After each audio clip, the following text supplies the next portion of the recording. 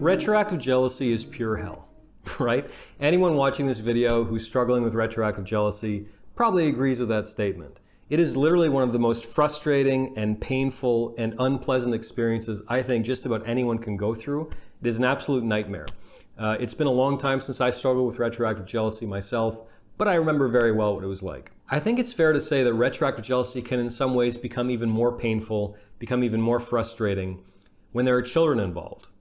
In other words, when you're struggling with retroactive jealousy and your partner has children with their ex. In today's video, I'm going to attempt to talk about this situation in response to a viewer comment about how to approach the subject of overcoming retroactive jealousy when there are children involved. My name is Zachary Stockill, and since 2013, I've been working one-on-one with hundreds of men and women from all over the world, helping them overcome retroactive jealousy, helping them overcome obsessive jealousy, and save their relationships. If you'd like to work with me one-on-one, please let me know by visiting my website at retroactivejealousy.com. Okay, retroactive jealousy and having children. A viewer of this YouTube channel who shall remain nameless basically just posed a comment recently saying, can you talk about retroactive jealousy when your partner has children with their ex? Now, I've been working on this topic of retroactive jealousy since 2013, long time. I put out hundreds and hundreds of blog posts, videos, hundreds and hundreds of one-on-one coaching calls. I don't think I've covered this topic before, and there's a very good reason for that. On this channel, in my work in particular, I really make a deliberate effort to only talk about things that I feel like I have a really solid handle on. To talk about things that I know what I'm talking about, basically, which is rare on YouTube, but I really try because I know that the only way my audience is going to grow, the only way my coaching practice will go, is if I talk about what I know, if I demonstrate my competence through actually talking about subjects that I have a firm handle on. And back when I was struggling with retroactive jealousy, my partner at the time did not have children. I don't have personal experience in this particular area. I've never struggled with retroactive jealousy when my partner had kids with their ex. However, I have worked with, I would say probably dozens of coaching clients over the years who were in this position. They, married someone or they got involved with someone who had children with their ex and they were struggling with retroactive jealousy. So while I don't have personal experience with this issue, I do have a fair amount of coaching experience with people in this position. And the very, very good news for you, if you're struggling with retroactive jealousy and your partner has children with their ex, the very good news for you is the remedy is pretty much the same, believe it or not. So at this point, almost 10 years of working on this issue, we know what works and we know what doesn't. The path to freedom, to liberation is very, very, very clear. Obviously, we all have slightly different timelines and there's no one-size-fits-all remedy, but the basic gist of the cure is pretty much the same for 99.9% of retroactive jealousy sufferers from around the world. So the good news for you is retroactive jealousy sufferers whose partners have children, those people, they healed the same way that I healed, pretty much. They healed the same way that all the people in the testimonials on my website healed. They heal the same way 99.9% of retroactive jealousy survivors heal. So that's the good news right off the bat. The bad news, because I'm a big fan of balance and I need to be honest with you. The bad news is you're going to face some additional challenges. And those challenges may come in the form of adorable little children, wandering around your house or wandering around your partner's house, right? Obviously, this presents somewhat of an additional challenge with regards to your retroactive jealousy, right? And you might love these kids. I mean, these kids might be your stepchildren. Maybe you've known them for years and they might be great kids. And who doesn't love children, right? We all love kids.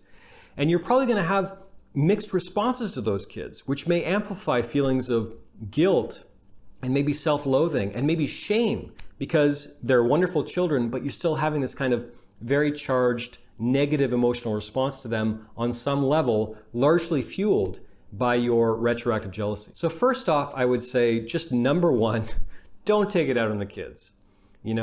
I think I've only received a couple of emails from retroactive jealousy sufferers who were doing that. But from my perspective, there is zero excuse for that whatsoever, right? They're kids.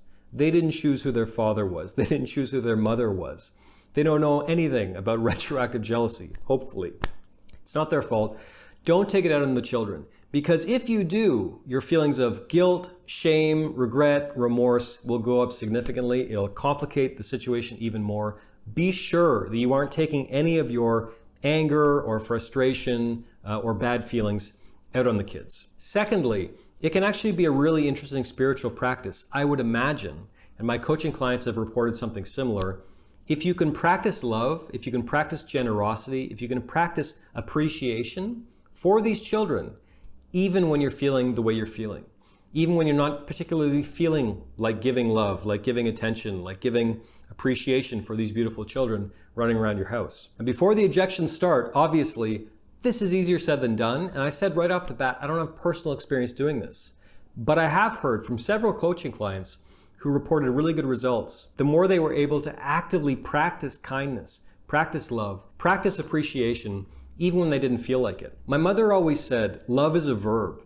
And to a certain extent, love is a choice. Love requires action. It's not some passive thing that we can just, wait for it to fall from the sky, and then we'll start acting in accordance with our deepest values. Then we'll start acting loving once we get this amazing feeling from the sky. I don't think that's the way to approach love. I don't think that's the way to approach relationships with anyone in general. And you might be surprised how good you feel the more you're able to actively practice kindness toward these children, even when you're feeling somewhat complicated emotions toward them. And finally, I would say, again, as someone without personal experience working this issue, but I've worked with clients who had, try to focus on the parts of those children that are parts of your partner that you really love. So genetically, right, they're half, the ex, and they're half your partner. And you love your partner. So try as much as you can to sort of focus on that. You love your partner. If you're writing to me, if you're watching videos in this channel trying to save your relationship, or if you're certainly signing up for coaching or taking my courses or whatever, I think chances are pretty darn good that you really love your partner. So there must be some part of you that really loves these kids. So I would say, try to focus on that.